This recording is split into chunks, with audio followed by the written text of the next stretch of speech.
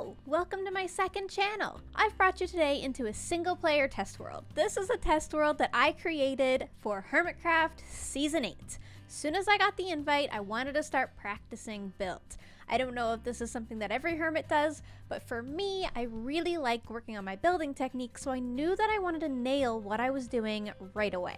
And honestly, quite a lot of planning goes into making a mega base, and I don't personally show all of it in my videos. This video is gonna be a look behind the scenes at how I come up with the concept for my base. If we fly over here, this is prototype 1. When I was invited to Hermitcraft, I knew I was going to be making a mega base. The first mega base I would ever make. And, well, that's a lot of pressure. So, I immediately came into this creative world and mocked up this. Now, I don't know if you've watched Season 8, but this looks nothing like my base. So, how did we get there? Well, basically, I had an idea in my head of what I wanted the thing to look like, and I hadn't chosen cottagecore at this point. I was just playing around with shapes and seeing what might look like. A main thing to do at this stage is actually to stand like this instead of flying so that you can really tell how big it's going to be in survival mode. And, well, this is very big. So as you can see here, I had laid out a bunch of blocks that I could have potentially used. I really like this gradient. I did end up using a few of these blocks. I did end up keeping the sandstone. I decided that this was far too difficult. I needed something easier, and so this concept was scrapped nearly right away. This probably took like 10 minutes to mock up. I have world edit on here, so it's really quick for me to just build these things. Let me show you. I start almost every build like this because I really like circles, but I'll just go H-cell, and then you pick a block, like stone, and then a radius, and that goes around you, and then you can kind of pick the size, you undo that. Maybe you decide you don't like 15, maybe you want 5, and then you want it to be 50 blocks tall, and then you can tell how tall a 50 block tall tower is. It doesn't have any details, but you can tell, you can mock it up. Doing this sort of thing is really helpful to me, but I didn't keep it. So what was the next prototype? This. I decided I wanted to experiment a lot more with shapes. We got some diagonals going on here. I actually really like this. I think this is really cool, but it's basically just me leaning more into a style. You can see I've got the cottagecore kind of coming in. I've got some mushrooms laid out. There's some cool shapes happening here. Nothing good though. This was me trying to learn how to build again, because after I take breaks from building for a while, I have to practice and figure it out. And this is me figuring it out. I didn't figure it out here. There had to be another prototype. So then I went from this and I went, what if it wasn't blue? Like, what can I do that's actually different? And well, something that would be actually different would be pumpkins for a roof. And that's kind of cute, right? Orange and purple, like they kind of go together, but then you got like the pink down here and well, it just doesn't look that good, does it? And I think with some details, you could fix this. But as you can see, I'm mocking it up with no details because I just want to see how the colors work. I'm just trying to pick blocks that I'm going to be able to get in survival mode that might happen to look cool. I'm doing it mostly with world edit, just mocking up some palettes, seeing what looks good, because I got the shape that I want. Like at this point, I know that I want this shape. I'm very committed to circles, as you can see. Typically for me, the entire time that I'm doing this, I'm looking on Pinterest at different themes that are happening, looking on YouTube at what every other hermit has previously done to make sure that I'm not overlapping with anybody. I'm generally just researching a lot of styles to see if one happens to resonate with me, and eventually I'll land on one, and it will, but that takes time. We are 4 prototypes into this world now, and this is where the shape actually makes sense. So if you've seen my Season 8 base, you see that this actually stayed, and this is where this was mocked up. Now this doesn't look anything like my Season 8 base, but this shape right here is something that I held on to. So I was starting to experiment with mixing some squares in with the circles. These roofs were spiky instead of round. I don't hate it. I really don't. It's not the worst. I was trying to get the yellow to work. As you can see here, I'm experimenting with a bunch of different palettes. I've got some different wood mixed in here. At this point, I had no idea that I was going to be in a birch forest, by the way. All of that is improv. Like, when I get into the seed and actually pick where I'm going to settle, things will get a lot more specific. I didn't go into the Hermitcraft season with a full plan. I went into the Hermitcraft season with this, which, you know, it was an idea. It was an idea. I'm glad I went cottagecore. So after this was mocked up, we start recording episode 1. I realize I land in a birch forest. I've got like a cottagecore theme kind of going. I start mocking up a deer. We don't see this appear in the episodes for a really long time, but this was mocked up and ready to go for episode 1 if I had wanted it.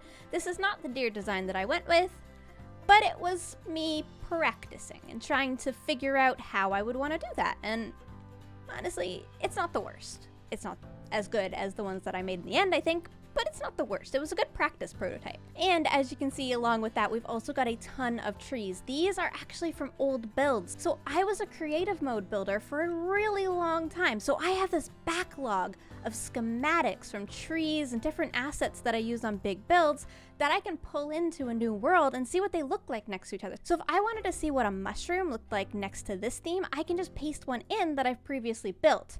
That won't necessarily be the one that's built in the official survival world, but at least I can kind of get an idea of the vibe. That's also why I don't tend to delete any of these worlds, because say I want to come back here in like 4 years and I want to do something with pumpkins, I can be like, didn't I mock that out like years ago? And then I come back here and I see that I did, and maybe I'll use an idea. You never know. So that's what all of this mess is, including the mushrooms. My base was originally going to have giant mushrooms. Honestly, I think the giant mushrooms could have worked in my base, but I'm glad that I went with the trees more so. So after mocking out all of this, I'm finally recording Hermitcraft episodes in season 8, and I have an idea of the theme that I want. So I start working on a build, and this is the build that I work on. As you can see, a lot of it is mocked out in creative mode, but when I was actually recording the start of my mega base, it didn't have as many details. I sort of added details on this structure. I didn't keep the base structure, if that makes sense.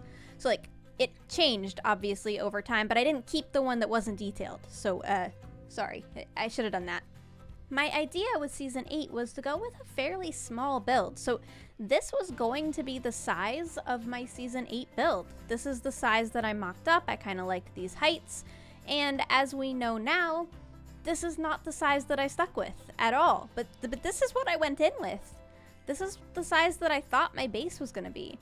And then I realized it wasn't big enough. So I raised it, and that's where we get this. Missing a lot of the final details, as you can see, but this is pretty much what I built my base off of. You can see that I ended up wrapping this around. We had a staircase going here. The proportions are totally different. This wasn't here. Actually, now that I'm looking at it, in the actual Hermitcraft world, this entire thing was flipped. So things change. But that's why I mock up the shapes, because I can realize, oh, this actually looks better on this side. And then I just change it, and it's a super easy fix. I'm really proud of how these came out. I like them. I did mock them entirely in creative mode. I think I always will for organics. That is pretty much it though for my planning. So things definitely change quite a lot. I also don't tend to plan any of the interior. There are a lot of pieces of this puzzle that completely come together in survival mode, but as far as the shapes go, I do like practicing them and mocking them up in creative mode. So while we're in between seasons right now, waiting for season 9 to happen, I am doing this process all over again in a brand new world, and I'm really excited about it. Now, I'm not going to show you the actual world, of course, because that would give away my entire base idea that I have for the next season of Hermitcraft, but I will show you how I got to that idea. These are all of the blocks in Minecraft that I could think of that you could possibly use for a starter house that would be reasonably startery. You know, like, you don't see a diamond block in here because I'm not building with diamond blocks on episode 1. I mean, it's Hermitcraft, so maybe I could, but like, this is the reasonable blocks, in my opinion. So once I've nailed down my reasonable blocks, I start building palettes off of that and think, well, which blocks from the reasonable blocks start looking good together, and which shapes do they look good together in? And what environments could those shapes go into that would create a character for me? For example, one of the ideas I had was over here with this barn, and I've built barns before, but a barn as a starter house seems like a fantastic idea, to be honest. Obviously, I never actually finished it, but it was really fun to mock up, and I think this is an idea that I'll definitely use. We also have these builds over here. I really love the idea of blue. You see, I keep coming back to these colors. I love them. They don't love me. I don't want to spend time in the Nether.